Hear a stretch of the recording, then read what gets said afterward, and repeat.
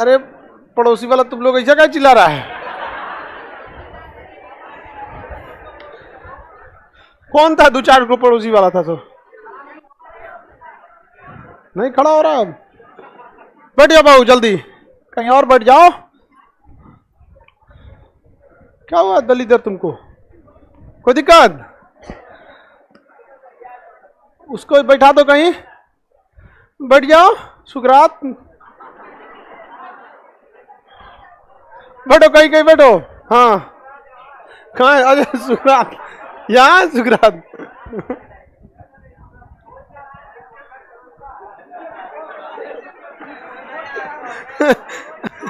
उसको खोज के लाया। इतना कचरा है तो उसको दूसरे हॉल से खोज के लाया। तो किस में बैठा था? किस हॉल में? 2 में बैठा था। उठा के लाया तो 2 में से। बेचारा को दूसरा हॉल से उठा के लाया। सो खैर उसको खोजने में दिक्कत नहीं होता होगा।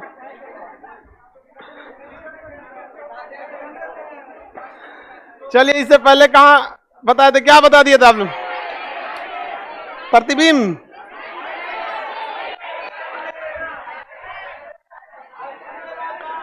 राष्ट्रीय जल मार्ग बता रहे थे। राजमार्ग एक ही में आता है दोनों। जल मार्ग भी पढ़ाना है आपको, ये भी पढ़ाना है आपको, दोनों बताएंगे। हाईवे बता दिए थे ना, एक्सप्रेसवे भी बता दिए थे, कोई दिक्कत नहीं ना। एक्सप्रेसवे बड़ी जरूरी होता है, एक्सेस कंट्रोल बहुत जरूरी होता है, ना तो एक्सीडेंट बहुत ज्यादा होता है। नीलगाय समझते हैं? जंगली गाय होते हैं सब, घोड़ा टाइप के होते हैं सब। ना घोड़े रहेगा ना गाय रहेगा, हाँ तो उसको नीलगाय बोलते हैं।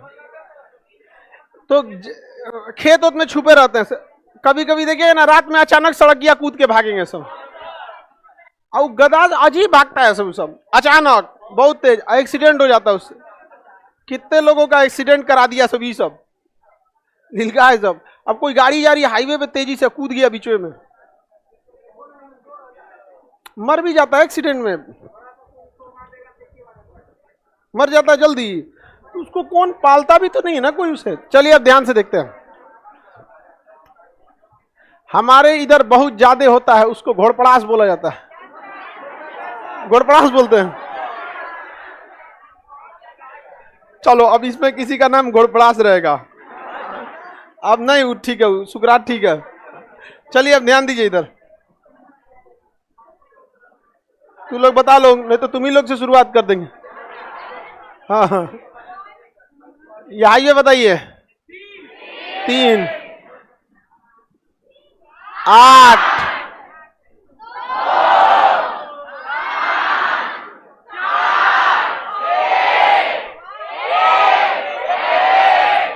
7 8 दिल्ली मुंबई।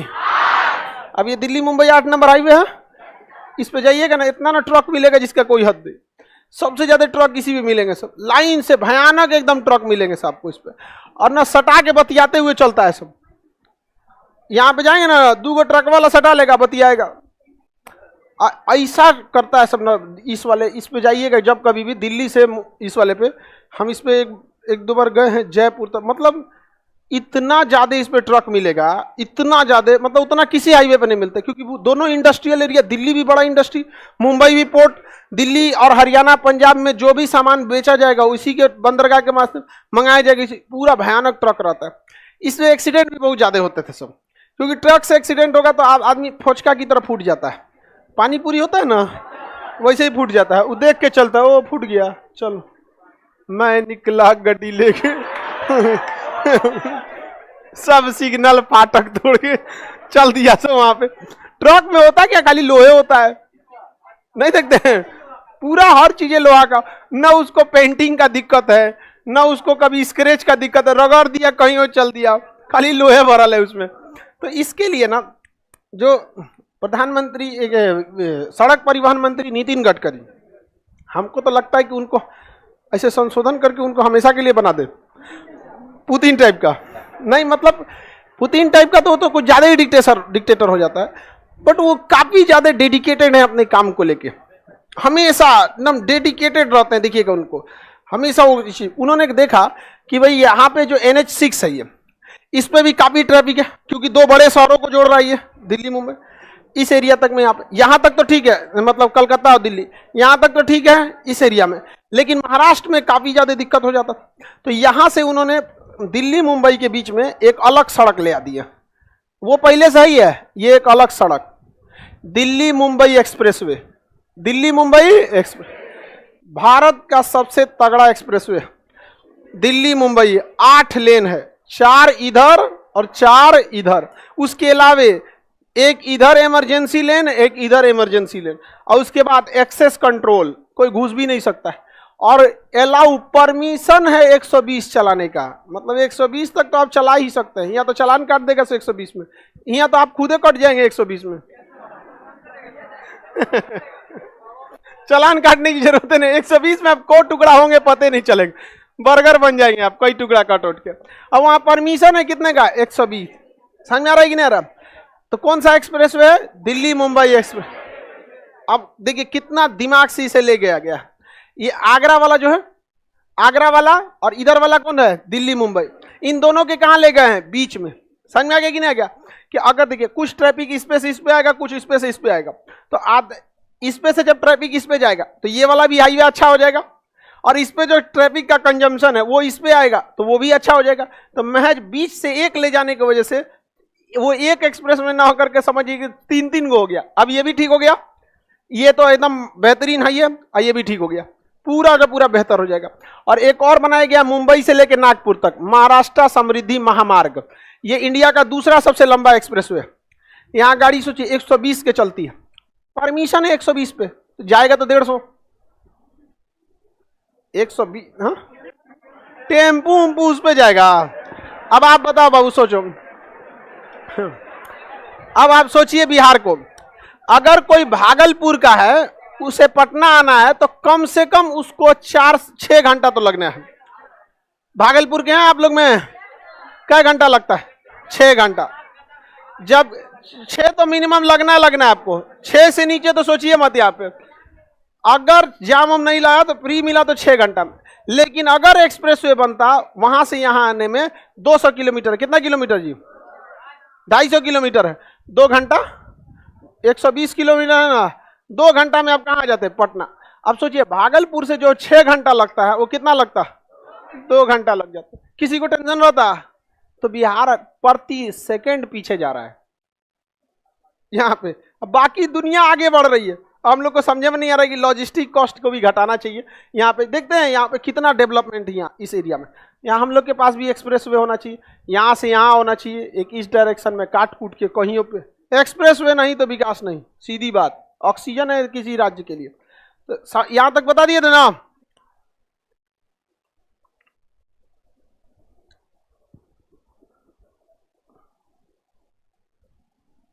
आगे इसके बताना था 9 नंबर।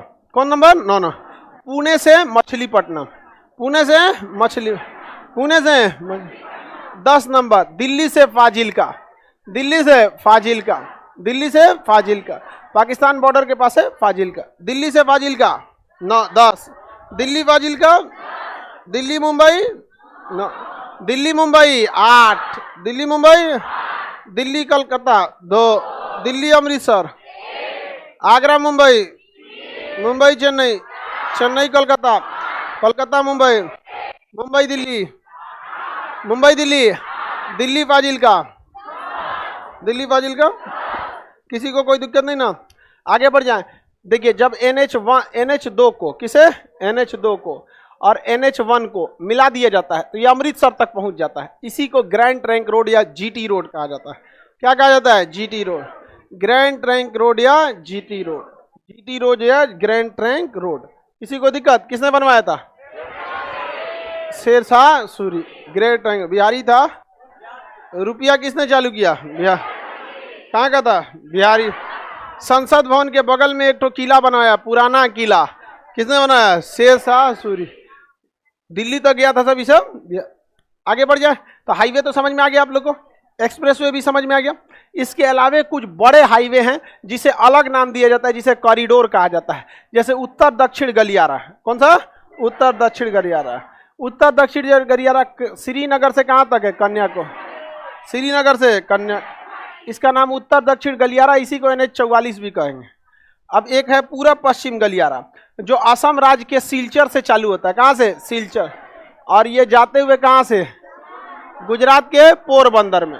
गुजरात के पोरबंदर में। तो ये हो गया पूर्व पश्चिम गलियारा और एक हो गया उत्तर दक्षिण गलियारा। ये दोनों गलियारे एक दूसरे को कहाँ काटते हैं? झांसी में। कहाँ काटेंगे? झांसी। दोनों गलियारा काटेगा झांसी। कहाँ काटेगा? झांसी। कहाँ काटेगा? झांसी। दोनों गलियारा काट देगा झांसी। कोई दिक्कत? दोनों में अंतर क्या है? एगो इधर से जा रहा है, एगो उधर में। हाँ, गलिया वो लंबा रहता है गलियारा, पूरा भारत की इस पार से उस पार तक, नाम है बस। समझ में आ गया कि नहीं? जैसे हर कोचिंग के बाहर क्या लिखा रहता है? फलाना कोचिंग क्लास, हमारे बाहर रिसर्च सेंटर। समझ में आ गया कि नहीं आएगा? थोड़ा सा का बस डिफरेंस होता है। वैसे ये गलियारा जो होता है नॉन एकदम कनेक्टिविटी, जब एक्सप्रेसवे नहीं था ना, तो समझिए कि हाईवे और हाईवे से थोड़ा अपग्रेड और एक्सप्रेसवे से थोड़ा सा लो। गलियारा कितने गलियारा है? 2। ये गलियारा हमारे खेत से गुजरता है, जाता होगा आपके गांव से भाई किसी के गांव से जा रहा होगा। GT रोड भी तो आप में से बहुत सारे लोग जो गया, औरंगाबाद, कैमूर के होंगे, सासाराम के, वहां से जाता ही होगा GT रोड। तो कर हमारे खेत से गुजरा, जिसे लग रहा है यही बनवे किया है। ये दोनों गलियारा एक दूसरे को झांसी में काटते हैं। कहां से काटते हैं? झांसी। कहां पे? देखिए, पहले भारत का सबसे ऊंचा सड़क था खरदुंगला, जो मनाली से कहां जाता था? लेह। अभी इससे भी ऊंचा कहां बन गया है? लेह में। कहां है? लेह। तो जितना ऊंचा सड़क मिलेगा सब कहां मिलेगा? लेह। जो जिला के पास? लेह कारगिल के पास, क्योंकि क्या है? पहाड़े भरा हुआ है। किसी को कोई दिक्कत नहीं ना? हाईवे से सवाल आएंगे तो आप बता ही सकते हैं। National highway authority of India जो होता है NHI, वही क्या करता है? ये हाईवे को मेंटेन रखता है, किसी भी जगह के हाईवे को। हाईवे याद हो गया? बताइए, राजमार्ग का जनक किसे कहेंगे? अशोक को। NH1 को शेरशाह सूरी मार्ग, और 1 और 2 को जोड़ देंगे तो GT रोड। NH का फुल फॉर्म नेशनल हाईवे। सारा याद हो गया कि नहीं हो गया? यहाँ कोची के पास एक जगह है वेम्बनाड झील है, देखे होंगे? वेम्बनाड झील है, वहां पे वेलिंगटन एक जगह है, वहां पे द्वीप वगैरह भी है। उसी छोटे जगह पे 5 किलोमीटर का एक हाईवे NH 47A। क्या नाम है? कितना किलोमीटर है? 5 किलोमीटर। तो सबसे छोटा हाईवे 47A, सबसे छोटा और सबसे लंबा उत्तर दक्षिण गलियारा, उसी का नाम क्या हो गया? NH 44। आगे बढ़ जाएं, किसी को कोई दिक्कत नहीं ना? पूरा पश्चिम गलियारा, उत्तर दक्षिण गलियारा कहां काटते हैं? कहां पे? झांसी में काटते हैं। कहां काटेंगे? झांसी। ये समझ में आ गया कि नहीं? क्या अटल बिहारी वाजपेयी के समय एक मतलब स्वर्णिम चतुर्भुज बताया गया था, मतलब एक हाईवे बनाना था, जो हाईवे चारों शहरों को कनेक्ट करता, जो पहले से था, थोड़ी सी और कनेक्टिविटी सुधारना था। दिल्ली मुंबई NH नंबर 8, मुंबई चेन्नई 4, ये 5, ये 6, 2। इन्हीं चारों को जब एक साथ पढ़ते हैं तो इन्हें क्या कहा जाता है? Golden triangle, golden quadrilateral. जब एक साथ इनको पढ़ेंगे तो गोल्डन क्वाड्रिलेटरल। अलग अलग पढ़िएगा तो हाईवे, मिल जाएगा तो गोल्डन ट्रायंगल। गोल्डन ट्रायंगल कह रहे, गोल्डन क्वाड्रिलेटरल, स्वर्णिम चतुर्भुज, चतुर्भुज की तरह दिख रहा है, और भारत के 4 बड़े शहरों को जोड़ दे रहा है। तो स्वर्णिम चतुर्भुज नाम दिया जाता है। महत्वपूर्ण चीजों को नाम नहीं दे देता आदमी, सोना हीरा नाम दे देता है आदमी, तो स्वर्णिम चतुर्भुज हो गया। और भी देखिएगा, कनेक्टिविटी भी बहुत मायने रखती है।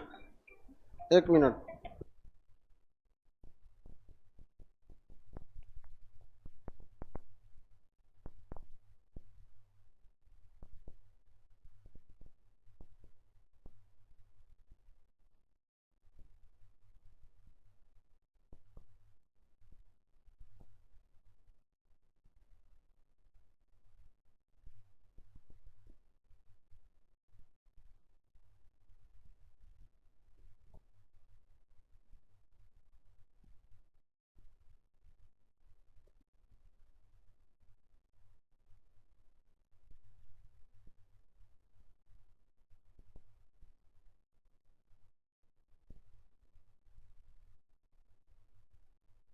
देखिए आपको लगेगा ना कि इसमें नया चीज क्या है, स्वर्णिम चतुर्भुज देखेंगे 4 हाईवे रहेगा, आपको लगेगा नया क्या चीज है इसमें, ये तो पहले से यहाँ पर। सबसे बड़ा दिक्कत क्या होता है, एक शहर से घुस के दूसरे सड़क को पकड़ना। अगर कोई पटना में घुस के दूसरा शहर को पकड़ेगा ना तो एम पीएम बदल जाएगा। एम में घुसेगा, सोच रहा मजाल का एम में निकल जाए, पीएम में निकलेगा वहां पे। ये हाल है पटना का यहाँ पे। तो एक रिंग रोड बनाना पड़ता है, पहले बता दिए थे। और रिंग रोड तो सबसे पहले तो आदमी बाईपास से काम चला देता है, फिर क्या बनता है रिंग रोड, फिर क्या बनता है आउटर रिंग रोड, उसके बाद क्या पेरीफेरल, और उसके बाद भी आउटर पेरीफेरल। अचानक तो आप आउटर पेरीफेरल बनाएंगे नहीं। अगर पटना में आउटर पेरीफेरल बनाएंगे ना, मुजफ्फरपुर सट जाएगा, मुजफ्फरपुर सट जाएगा। अभी क्या है ना, रिंग रोड में तो बिदुपुर सट गया, रिंग रोड में बिदुपुर सट गया। और अगर आउटर रिंग रोड बनेगा तो महनार साइड में चल जाएगा। और आउट मतलब रिंग उसमें पेरीफेरल में, पेरीफेरल बहुत बड़ा होता है। अब सोचिए ना, दिल्ली का पेरीफेरल में हरियाणा राजस्थान तक आते हैं सब, यहाँ पे गाजियाबाद आता है यूपी का, पेरीफेरल में बहुत चौड़ा होता है। तो पेरीफेरल बाद में बनाया जाएगा। तो इसीलिए जब ये जोड़ा गया तो अटल बिहारी वाजपेयी के समय उन्होंने देखा कि हाईवे तक तो ठीक है, इससे इस पे इंटरचेंज करने में 5 घंटा लग जाते हैं, 4 घंटा लग जाते हैं। तो उस कंसेप्ट आया किस चीज का, peripheral, outer ring road, connectivity. अभी आप में से लाइव वाले में तो बहुत सारे लड़के लखनऊ के होंगे, समझ में आ गया। जो लखनऊ के लड़के होंगे या लखनऊ जो सड़क से गए होंगे, कानपुर लखनऊ, आप में से कोई सड़क मार्ग से गया है तो वहां लखनऊ में घुसते को शहीद पथ मिलेगा। 1 घंटा गिन के बर्बाद करेगा आपका, 1 घंटा मिनिमम बर्बाद करेगा, 1 से 2 घंटा। ऐसा भयानक जाम लगेगा, जैसे आदमी कैसे चलता है उस तरह गाड़ी चलती है उस पर। ऐसा नहीं है कि सड़क छोटा है, मतलब एक लाइन में कम से कम यहां से यहां तक तो 8-9 गाड़ियां लगी रही। पटना में जाम लगने के कारण सड़क पतला, न कि कंजम्पशन। वहां इतनी गाड़ियां हैं कि मतलब भीड़ रहता है। अभी उसके ऊपर क्या बनाया जा रहा है, पेरीफेरल। लखनऊ में रिंग रोड काम करेगा, रिंग रोड चला गया, वही शहीदे पथ है रिंग रोड। खत्म हो गया वहां पर, इतनी भयानक भीड़ लगती है। आप जाइएगा किसी भी समय में, एकदम कंफर्म समझिए कि सूरज की रोशनी निकल गई, आप 2 घंटा फंसेंगे। तो अभी उसको क्या बनाया जा रहा है, रिंग रोड। तो उसी पेरीफेरल क्या बनाएगा, पूरा बाहर बाहर। अब किसी को लखनऊ आना है, अब लेट सपोज कीजिए यहाँ पर है, ये जाम लगता है, ये शहीद पथ क्या लगता है, जाम लगता है, क्योंकि अगल बगल में पूरा शहर बस गया। तब इसके चारों ओर से यहाँ से क्या बना देंगे, पेरीफेरल। अब कोई बाहर से आ रहा है लखनऊ में, काइली अंदर घुसेगा, सीधे इस पे आएगा, पेरीफेरल पे चढ़ के इधर से निकल गया, यहाँ पर निकल जाएगा कि नहीं। आने वाले समय में पेरीफेरल भी भरेगा, लेकिन 30-40 साल समय लगेगा। अब तब क्या बनेगा, आउटर पेरीफेरल, आउटर पेरीफेरल। किसी को दिक्कत? तो गोल्डन ट्रायंगल समझ में आ गया। गोल्डन क्वाड्रिलेटरल ट्रायंगल बोल दे रहे हैं, कितने शहरों को जोड़ता है। इसमें जो सबसे छोटा स्ट्रेच यानी सबसे छोटा भाग है वो NH4 वाला है, और सबसे बड़ा ये वाला भाग हो जाता है आपका 2 वाला। आगे बढ़ जाए, किसी को कोई दिक्कत नहीं ना। गोल्डन क्वाड्रिलेटरल कितने शहरों को जोड़ेगा, दिल्ली, मुंबई, चेन्नई, कोलकाता, दिल्ली। वापस दिल्ली जोड़िएगा ना जी, वरना दिल्ली, मुंबई, चेन्नई, कोलकाता, दिल्ली। क्वाड्रिलेटरल समझ में आ गया आप लोग को, कोई दिक्कत नहीं। ये क्या कोई अलग कंसेप्ट है कि उसी को एक साथ देखने में। तो मोदी जी आए, कहें कि अटल बिहारी वाजपेयी ने जब इसे गोल्डन ट्रायंगल कहा तो मैं इसे डायमंड क्वाड्रिलेटरल कहता हूं। उन्होंने गोल्डन क्वाड्रिलेटरल कहा, ये क्या कहे, डायमंड क्वाड्रिलेटरल। ऐसा नहीं कि केवल गोल्डन क्वाड्रिलेटरल बोल दिए, उनका कंसेप्ट भी है कि इसके पैरेलल बुलेट ट्रेन चलाने के लिए। पैरेलली क्या चीज, बुलेट। तो जो बुलेट ट्रेन वाला रहेगा वो क्या कहलाएगा, डायमंड क्वाड्रिलेटरल। और जो सड़क वाला है गोल्डन क्वाड्रिलेटरल। तो बुलेट ट्रेन चल जाएगी तो काफी ज्यादा सहूलियत हो जाएगी लोगों को। एयरपोर्ट में झमेला होता है सिक्योरिटी जांच को लेकर, क्योंकि जहाजें हवा में उड़ती हैं, एक छोटा सा भी धमाका पूरी जहाज को गिरा देगा। जबकि ट्रेन में एगो बढ़िया सा भी धमाका कर देंगे तो बहुत ज्यादा डैमेज नहीं होगा, जहाज में तो कंप्लीट ले जाएगा। कोई उम्मीद भी मत कीजिए कि ऊपर से नीचे गिरेगा तो कोई बचबो करेगा। अरे कभी कभार बच गए लोग, ऐसे बहुत कम उम्मीद होगी। और ट्रेन में क्या आएगा, बहुत बड़ा धमाका करेंगे ना, बहुत भयानक, तब ट्रेन पटरी छोड़ेगी। उसमें भी ना 80% लोग बच जाते हैं अगर पुल वगैरह से नहीं गिरा तो इसलिए जो रेलवे की सिक्योरिटी होती है या बुलेट में उतना ज्यादा मायने नहीं रखता है, क्योंकि अपने लोहा मजबूत है, जो ऊपर मारेगा उधिया देगा यहाँ पर। तो एयरपोर्ट से ज्यादा समय बच जाता है किसमें, ट्रेन वगैरह में, बुलेट ट्रेन वगैरह में। सरकार को बुलेट ट्रेन खुदे बना दी, इसको प्राइवेट कर देना चाहिए। नहीं समझे? जितने हाई क्लास के लोगों की चीजें हैं उसको प्राइवेट कर दीजिए, लग्जरियस चीज को प्राइवेट कर दीजिए। आम पब्लिक का ये वाला जो ट्रेन है उसको क्या कर दीजिए, टाइमिंग कर दीजिए। बिना टिकट के कारण, बिना टिकट पैदल चल जाओ, बिना टिकट जाएंगे। टिकट देखिए, देश को जो आपके लिए जरूरी चीजें, जैसे सरकारी स्कूल में देखिए वहां पढ़ाई सुधारना चाहिए, ये सब चीजों गवर्नमेंट ध्यान देना चाहिए। ट्रेनों की टाइमिंग सीट सेट करना चाहिए। आए कोई ट्रेन बिहार में, वैक्यूम मार के सब टाइमिंग उजाड़ देगा लोग। अगला देखते हैं national new highway. New highway में जानते हैं क्या हुआ है, नंबरिंग में चेंज कर दिया उसका। पूछेगा आपसे कौन वाला, पुराना वाला ही पूछेगा। समझ में आ रहा है कि नहीं आ गया? किसी को कोई दिक्कत नहीं ना? सबसे लंबा हाईवे अभी कौन है? हाँ 44, उत्तर दक्षिण गलियारा, उत्तर दक्षिण गलियारा। अभी नंबरिंग थोड़ा सा क्या किया है, चेंज कर दिया। नंबरिंग वाले से चेंज से मतलब नहीं है, आपको क्या ध्यान देना है, जो पुराना ही वाला है। पेज नंबर 61 खोलेंगे, 61, और जो नंबरिंग चेंज किया उसको पढ़ते रहिएगा, उससे क्वेश्चन नहीं आता है नया नंबरिंग वाले से। Page number 61, national waterway, national waterway हो गया, नेशनल वाटरवे।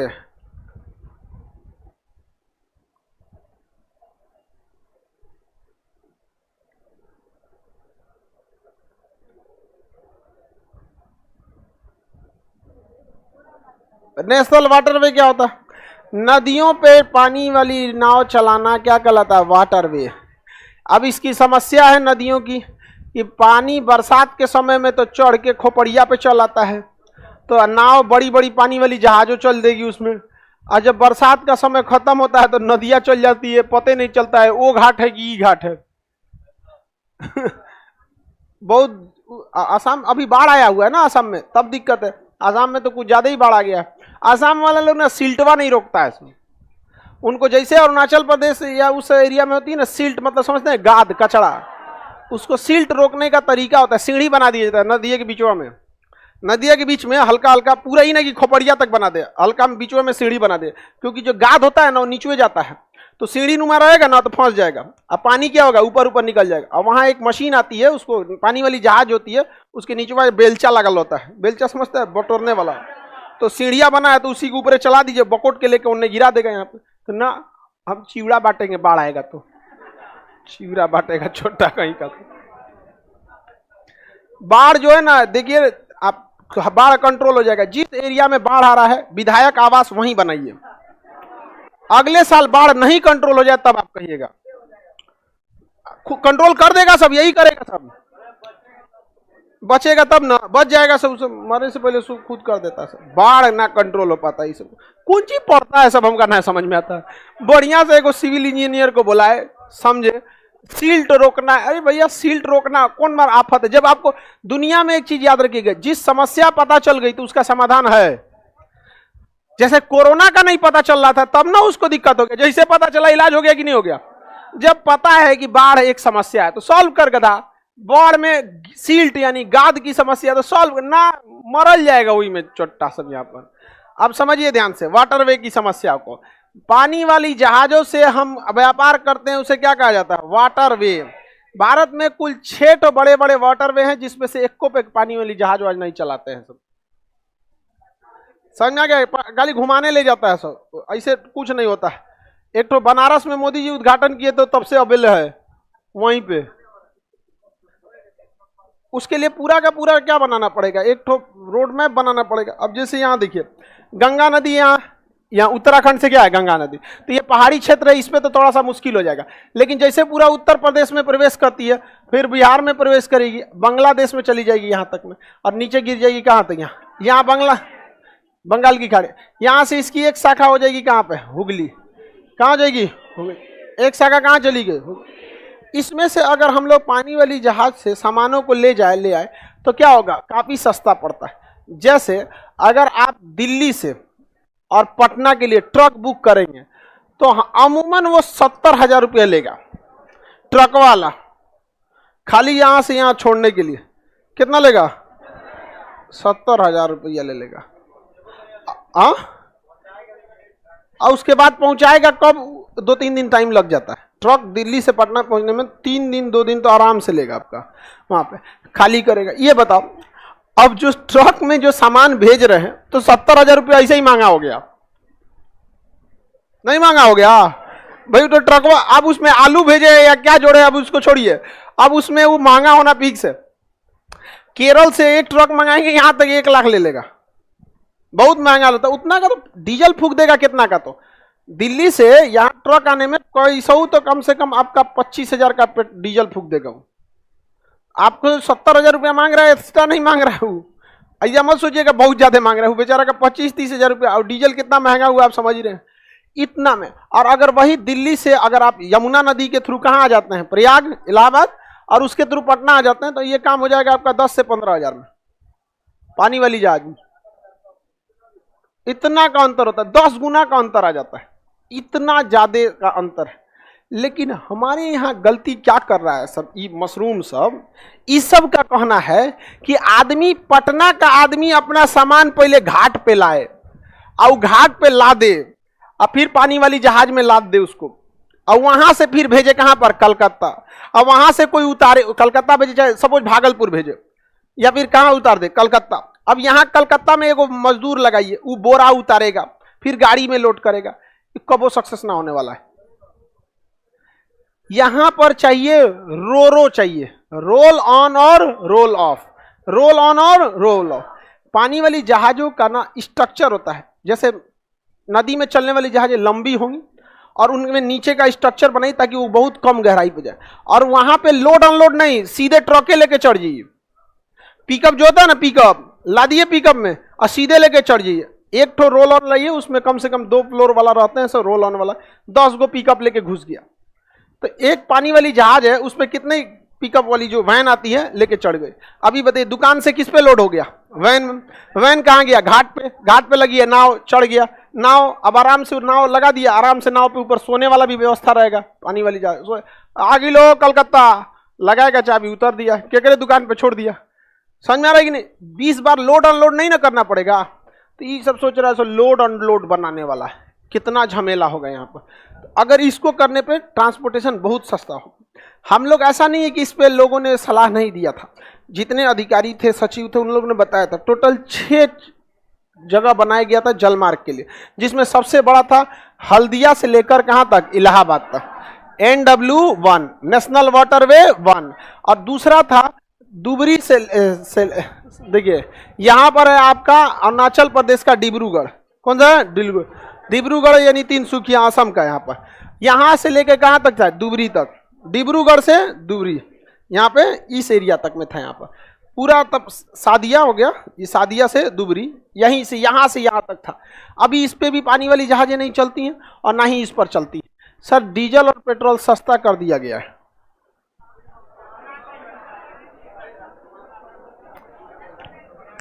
सस्ता नहीं किया गया है, वापस अपने जगह पे लाया गया है। नहीं समझे? सस्ता हुआ है। अब भारत से तो खुद पेट्रोल भी तो नहीं निकलता, बाहर से खरीदना। तो टोटल वाटर में बोलिए 6 हैं। टोटल कितने हैं? 6। NW1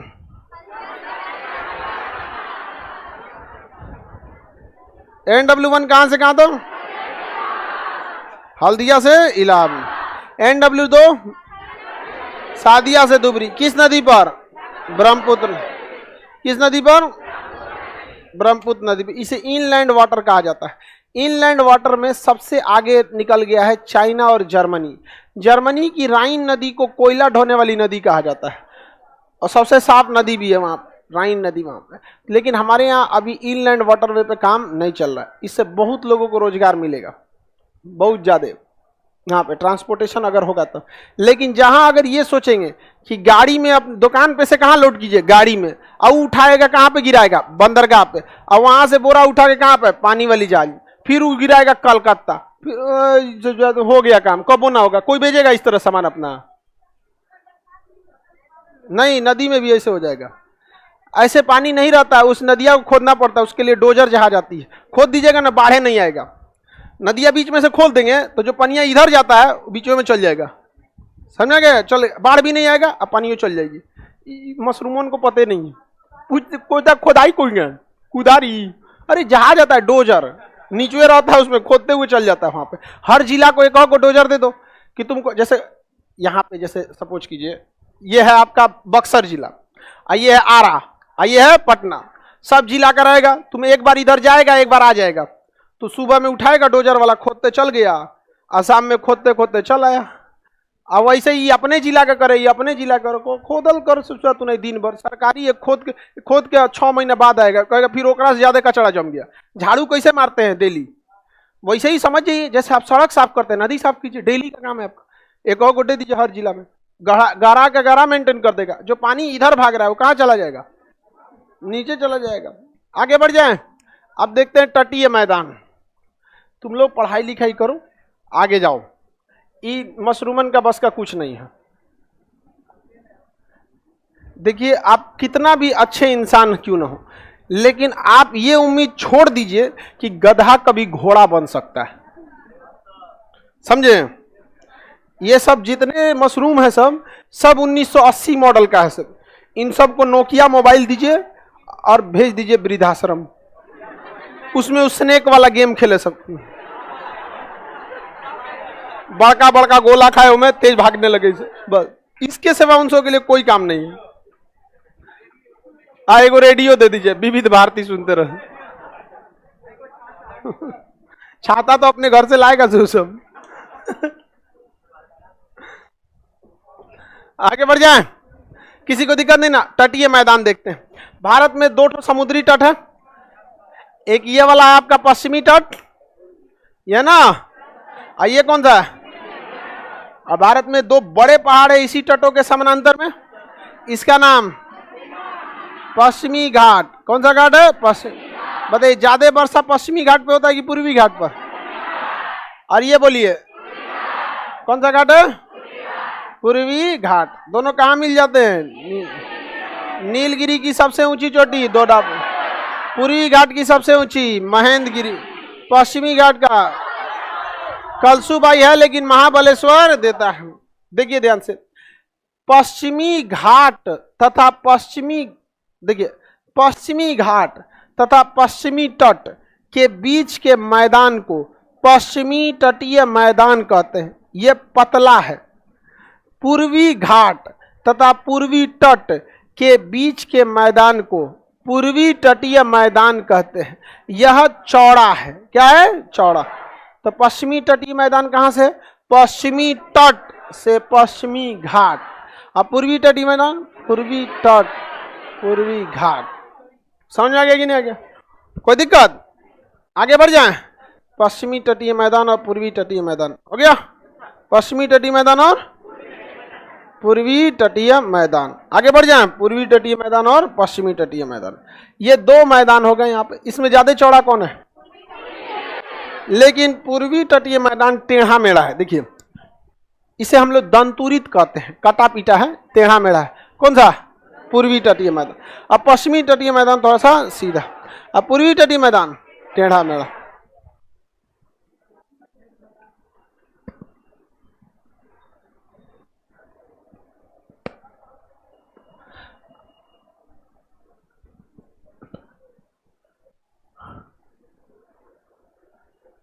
आगे बढ़ जाएं, किसी को कोई दिक्कत नहीं ना? ये पश्चिमी तटीय मैदान और पूर्वी तटीय मैदान हो गया ना। इसके बाद अब हम लोग समझते हैं समुद्री तटीय रेखाओं के बारे में। सबके पास सादा नक्शा है ना? देखो भाऊ, कहीं पे भी अगर आप देखेंगे तो पूरा समुंदर हम लोग का नहीं है। किसी भी देश का पूरा समुंदर नहीं होता, उसके लिए कुछ नियम कानून है। उसके अलावे भी एक और समस्या क्या आती है कि समुंदर जो होता है, समुंदर उसका तट टेढ़ा मेढ़ा है। अगर भारत से दूरी नापना होगा तो यहां से नापेंगे तो कुछ और होगा, यहां से नाप देंगे तो कुछ और होगा। इसके लिए हम लोग एक काल्पनिक रेखा खींच लेते हैं जिसे हम आधार रेखा कहते हैं। ये इस टेढ़े मेढ़े तट को एक कम से कम एक शेप प्रदान करता है। समझ में आ गया कि नहीं? अब ऐसा नहीं कि ऐसे रेखा खींच दीजिएगा, स्ट्रेट लाइन नहीं खींचना है।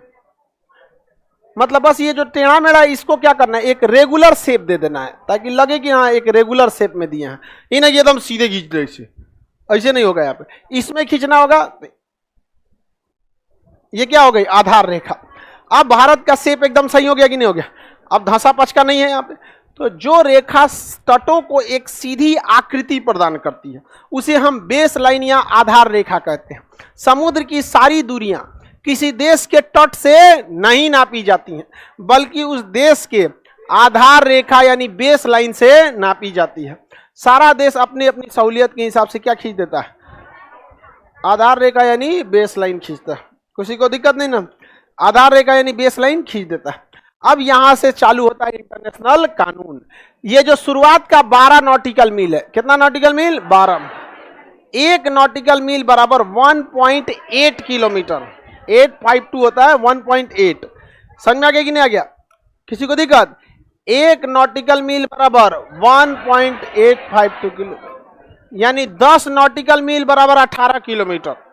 10 नॉट बराबर 18 किलोमीटर। तो समुद्री दूरी किस में नापते हैं, नॉटिकल मील।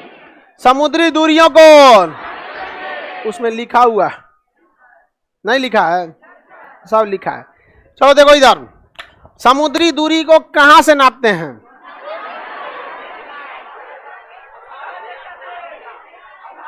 आधार रेखा से। समुद्री दूरी को किस में नापते हैं, नॉटिकल मील। 1 नॉटिकल मील बराबर 1.852 किलो। समुद्री गहराइयों को फैदम में नापते हैं, किस में नापते हैं, फैदम। 1 फैदम बराबर 6 फीट, 1 फैदम बराबर 6 फीट। समझ में आ गया कि नहीं। दूरी को कहां से नापेंगे, कहां से, बेस लाइन यानी आधार रेखा। नापेंगे कहां से, बेस।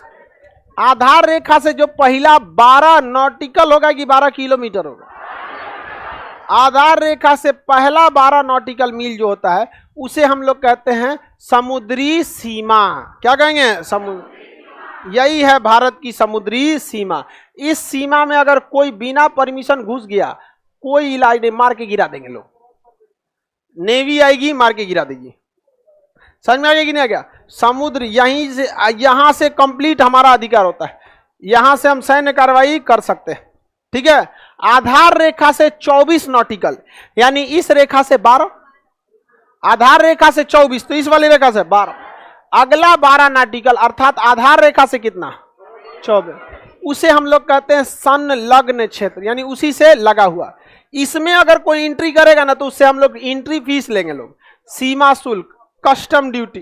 कहेंगे छोटा हमारे यहाँ आके तुम समुद्र गंदा कर दिया, सफाई हमारा काम है, ले आओ पैसा लाओ। कोई जहाज अगर जा रहा है इससे और गलती से में घुस के से निकल गया, ये चचुरा ले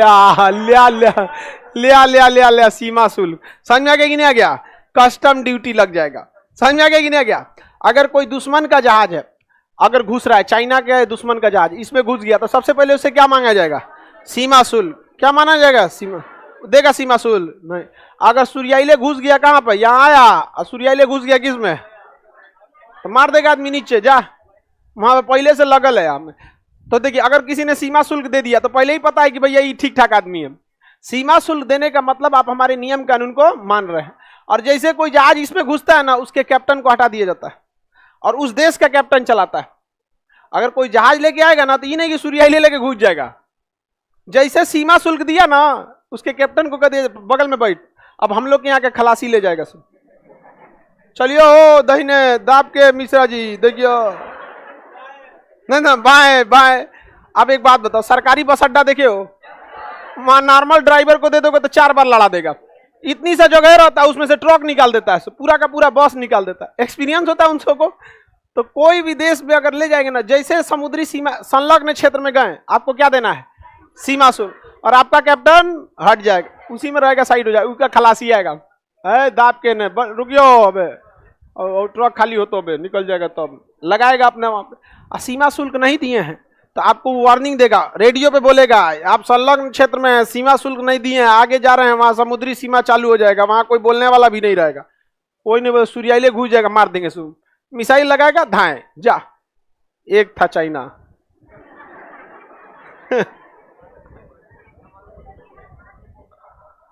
आधार रेखा का कोई नियम कानून नहीं होता है। आधार रेखा का काम बस ये होता है कि समुद्र तट को बस क्या करना है, सीधा कर देना है। तो एक उसके लिए एक सैटेलाइट इमेज निकाली जाती है, कहां से ये समुद्र क्या हो जाएगा, सीमा हो जाएगा, समझ में आएगा। सीधा करने के चक्कर में ये सोच रही है, सीधे कैला के चक्कर में हिया से आधार रेखा खींच देते हैं। लड़की सबका कबो पेटे ना भरता है कि इतना समुद्र मिला है तब वो इसको कम में प्लान क्या बना रही है ना कि आखिर समुद्री सीमा हम बढ़ा देते, 24 नॉट पे हम अपना आधार रेखा खींचते हैं, नहीं समझा, पूरा समुद्र कब्जा हो जाएगा। हेल जाओ इंडोनेशिया तक आधार रेखा लेके।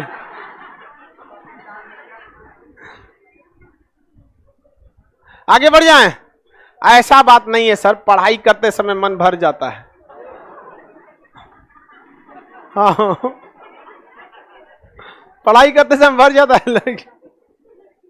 बताइए, आधार रेखा से 12 नॉट समुद्री सी, आधार रेखा से 24 नॉट संलग्न। टैक्स कहां लिया जाता है, संलग्न। सीमा शुल्क संलग्न, सफाई संलग्न क्षेत्र होता है पूरा। समझ आ गया कि नहीं आ गया, किसी को दिक्कत? यहां पे दूसरा कोई नहीं रहता है, मार देगा किस में, समुद्री से, और टैक्स ले लेगा। अब यहां से जो होता है आधार रेखा से, हर दूरी को कहां से नापेंगे, आधार, पहला 12 नॉट, दूसरा 24। अब यहां से जाएगा 200 नॉटिकल, कितना मील तक, 200। इसे कहा जाएगा एक्सक्लूसिव इकोनॉमिक जोन। क्या कहा जाएगा, एक्सक्लूसिव इकोनॉमिक जोन। कितना, क्या कहेंगे, एक्सक्लूसिव इकोनॉमिक जोन। इसमें कोई देश आएगा वो टैक्स नहीं देगा, कोई घूमने आएगा टैक्स नहीं देगा, किसी की पानी वाली जहाज जाएगी टैक्स नहीं देगा, हवाई जहाज उड़ के जाएगा टैक्स नहीं देगा। इसमें तो हवाई जहाज हो जाता है तो ले लेता है, ला नहीं जाएंगे तो दूगो एयरफोर्स का राफेल लड़ाएगा, कहेगा उतारी दे, भुवनेश्वर उतार, पास के कोनो एयरपोर्ट पे उतरवा लेते हैं सब। नहीं उतारेंगे ना तो मशीन गनवा घुमा के दिखाता है, देख रहे हो, उतार उतार उतार उतार, उड़ना ही नहीं देते हैं सब। फाइटर जहाज होता है फटाक से घूम जाता है, तो क्या अगवे से ले जाकर ऐसे से ले जाके उड़े, चकमक जाते नहीं, बड़का जहाज है यहाँ पे, समझे। अब कोई ट्रक वाला है, ओके, आगे कोनो मोटरसाइकिल वाला लहरिया कट काटेगा, तो मोटरसाइकिल को घुमाने में क्या जा रहा है, नहीं समझे, तो तुरंत भाग जाएगा, कोई खेतों तो में लेके उतर जाएगा, अब फिर चढ़ा देगा। ट्रकवा लेके उतरे ना खेत में, फिर चढ़वे ना करेगा। तो बड़की जहाजिया होती है, उस सब में बड़ी दिक्कत होता है। फाइटर वाला में कौन चीज होता है, तो खड़े लेके ऐसे उड़ जाता है सब, उन सब को कोई दिक्कत। सुपरसोनिक होती है, उतार लेता है, चल उतर यहाँ पे, समझ में आया कि नहीं आ गया, उतार लिया जाता है यहाँ पे। एक बार चाइना का जहाज यहाँ से उतर के उड़ गया था इस साइड में, हमारी समुद्री सीमा से। एयरफोर्स वाला कहा सब पूरा ऑर्डर मांगा सब उतार लें इसको, नेतवा सब कहा जाए छोड़ यार सब चीज को, बहुत गलती किया सब, बहुत हम लोग मैटर में ना चाइना को लेके थोड़ा सा हम लोग सॉफ्ट हो जाते हैं सर। है नहीं, चाइना में दम नहीं है। देखिए उसका एक के इलाज है, चाइना को चढ़ाते रहता है पाकिस्तान, बात समझिए, इस चोट्टा को खाली टाइम है। जब चाइना कुछ भी करे मारो पाकिस्तान को, जब कुछ करे मारो चोट्टा को, यहाँ जब कुछ करे गलवान में घुसे, लाहौर में घुस, जब कुछ करे मारो इसको बिना मतलब का। धीरे धीरे समझ जाएगा, जहां चाइना घुसेगा ना पाकिस्तान कहेगा हमको मारेगा, आप छोटे हम चल हमको मारेगा यहाँ पे। यही ना करता है उत्तरी कोरिया, जब अमेरिका कुछ करेगा दक्षिण कोरिया को मारने लगता है। वो बेचारा कूदे अमेरिका को समझाता है, मारत मारत ऐसे ही हर 6 महीना पे चाइना कुछ ना कुछ करते रहता है। ऐसे धीरे धीरे पीओके में 1 बीघा कब्जियाते खत्म हो जाएगा वहां पर, कुछ उसका कोई इलाज नहीं है। हाँ समझिए ध्यान से, यहाँ दूसरा देश को कोई रोक सकता है, लेकिन दूसरा देश यहाँ आके कोई लाभ नहीं कमा सकता है, घूम फिर के जा सकता है। यहाँ आके मछली मारने लगेगा तो ये देश कहेगा कि मार ले बेटा, मार मार। अच्छा मछलियां मार लेगा तो रख लेगा मछलियां। समझ आ गया कि नहीं आ गया? अगर यहाँ से आके कोई कोयला निकालेगा, समुद्र के नीचे कोयला के बड़े बड़े चट्टान पाए जाते हैं, तो निकाल बाबू निकाल, जब निकाल लेगा ना तो रख लेगा, ले आओ यहाँ, बेरोजगार बना देगा वहां पे। यहाँ पे अगर पेट्रोल निकालेगा ना तो निकालने के टाइम क्या कर लेगा, रख लेगा। तो कोई इस पे करता नहीं है। ऐसे हर देश का समुद्री सीमा होता है, पाकिस्तान का भी अपना समुद्री सीमा है। चाइना की एक बड़ी सी जहाज आई थी ना, मछली मार के लेके चल गई। हम एक पे वीडियो बनाए भी थे इस पे। हम जितना 3 महीना में वो मछली निकालता है ना छोटकी जहाज से, वो बड़का जहाजिया में 1 बार में लेके चल गया चाइना वाला। हाँ हम लोग निकालेंगे तो तो हम लोग खुद एक निकाल रहे हैं, हम लोग का जुड़े, हम लोग निकालेंगे, हमारा ही होगा यहाँ पे। यहाँ कोयला कौन निकालेगा? वही देश, दूसरा नहीं निकालेगा। हाँ बैठ जाओ। इसका कहना है तब तो सर श्रीलंका दिख ही रहा है अंदर। कह रहा है कि सर श्रीलंका तो इसी में आ रहा है, अपन हो गए लोग। जब कभी कोई देश बीचों बीच में आ जाए तो उसमें यह नियम नहीं लगता है, बल्कि दोनों देशों के बीच में एक नो मैंस लैंड बना दिया जाता है, एक कॉमन एरिया, उसके इधर इसका, उसके उधर दूसरे का हो जाता है। जब इस टाइप का हो जाता है, जैसे भारत और श्रीलंका के बीच में। और वही अगर बांग्लादेश को देखेंगे तो बांग्लादेश में इसकी समुद्री सीमा नीचे की ओर है, तो हमारा यहीं खत्म हो जाता है, और बांग्लादेश का यूं आ जाता है। देखिए इसको हम किस कलर से बना दे? बांग्लादेश को व्हाइट दिख रहा है, ग्रीन दिख रहा है।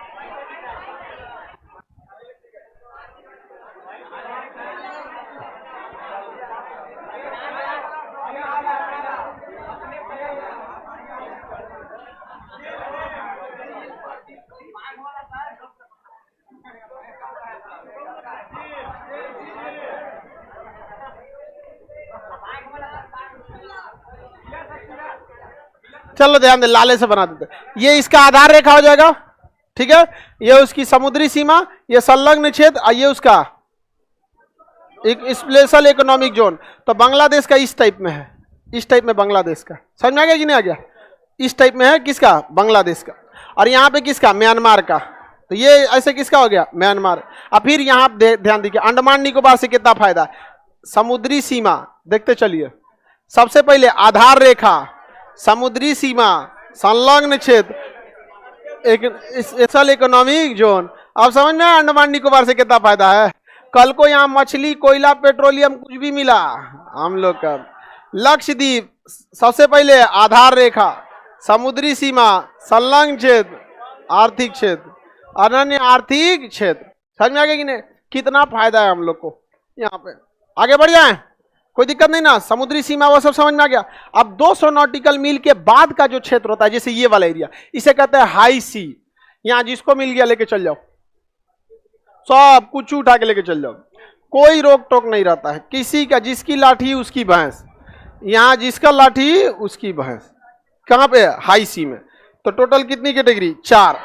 आधार रेखा से 12 नॉटिकल, संलग्न क्षेत्र, समुद्री सीमा 24 नॉटिकल, संलग्न क्षेत्र 200 नॉटिकल, हाँ स्पेशल इकोनॉमिक जोन। और 200 के बाद हाई सी, उच्च सागर।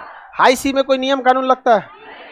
जिसका मन वो लेके चले, अंतर्राष्ट्रीय नियम रह गया, उस पर कोई रोक टोक नहीं रहता है। यहाँ चीन की समुद्र युद्धपोत आके खड़े हो सकते हैं कि नहीं? खड़े हो सकते हैं, यहाँ पर कोई दिक्कत नहीं ना होता है, आके खड़े भी हो जाते हैं सर। तो भारत ऊपरा से लाखों जहाज उड़ाने लगता है, और लगता है फोटो खींचने, कहता भाग यहाँ से, सब चीजें पता चल जाएगा, कौन कमरा किधर है, सीढ़ी किधर से, क्या है, भाग यहाँ से, तुरंत उसके ऊपरा से खींचने लगता है। तुम खड़े हो कि उतने बड़े हो? उतने ही बड़े हो, ठीक। विवादित रहेगा, जैसे कौन जगह विवादित है? जापान के बीच में। अब जैसे देखिए, ई बाबू का कहना है कि अगर विवादित जगह हो गया तब, जैसे अंडमान निकोबार को एक कल्पना कीजिए कि म्यांमार के बीच में क्या रहता? विवादित। तो एट प्रेजेंट किसी ना किसी का तो कब्जा रहता ना, तो जिसकी लाठी उसकी भैंस। विवादित में, जैसे आपके गांव में कोई खेत विवादित है, तो देखिएगा खेतों में कोनो एगो ना एगो जो होगा, जो बोता होगा, और बड़ी दबंग होगा, भले विवादित है लेकिन वो अपना बो देता होगा। बस हमेशा याद रखिएगा, बलि बकरे की दी जाती है, शेर की नहीं। ले खस्सी बेचारा डर गया, तुम नहीं डरो खस्सी, खस्सी डर गया। आगे बढ़े। अब ये बताओ, म्यांमार का ये जो भारत सरकार ने, सुनो ध्यान से, कोको द्वीप जो दे दिया, तो क्या हमारी समुद्री सीमा ऊपर जाएगी? अब बहुत बड़ा गलती किया नेहरू ने, और अभी ये नहीं ला रहे हैं तो ये भी गलती कर रहे हैं। आपके पास दो रास्ता है, या तो उनको गरियाते रहिए या तो लाइए। अभी म्यांमार में किसी की सरकार नहीं, कोई माई बाप नहीं, लेके चलाना चाहिए, नहीं लेके आना चाहिए। ये को जहाज बहुत है, कुछ नहीं थे, खाली ये जहाज हम लोग को दे दे, घूम लेंगे लोग उसी बहाने। करना कौन चीज है, बोर्डवा उखाड़ के ले जाएंगे, वहीं क्लास चलेगा और एगो जनरेटरवा टांग लेंगे। अरे बिजली तार और कहाँ खींचेगा आदमी, जनरेटर टांग देना। और दूसरे देश से बिजलियों लेने में दिक्कत है, कितने हर्ट्ज फ्रीक्वेंसी पे आ रहा होता है, जैसे भारत में 50 हर्ट्ज पे आता है, जाके अमेरिका में लेंगे तो वहां 100 हर्ट्ज पे, अलग हर्ट्ज पे, वहां पे पता चला समन्वय भड़क जाएगा। अपना जनरेटर लेके जाएगा आदमी, वहीं क्लास चलेगा। एक बार आदमी जहां उतर गया क्लास अपना, हाँ, अब वहां बंगाल में, अब क्या बंगाली है ये, हाँ, अरे बंगाली कह रहा है कि हाँ सर मछली चावल। चलिए समझ में आ गया कि नहीं आ गया, समुद्री सीमा वगैरह सब समझ में आ गया। हाई सी आधार रेखा से कितने ऊपर, एक्सक्लूसिव इकोनॉमिक जोन आधार रेखा से 200, संलग्न क्षेत्र 24 नॉट। समुद्री सीमा, समुद्र की गहराई को किस में नापते हैं, किस में नापेंगे, फैदम में नापते हैं। अब आगे का क्लास कल समझेंगे, टुमारो।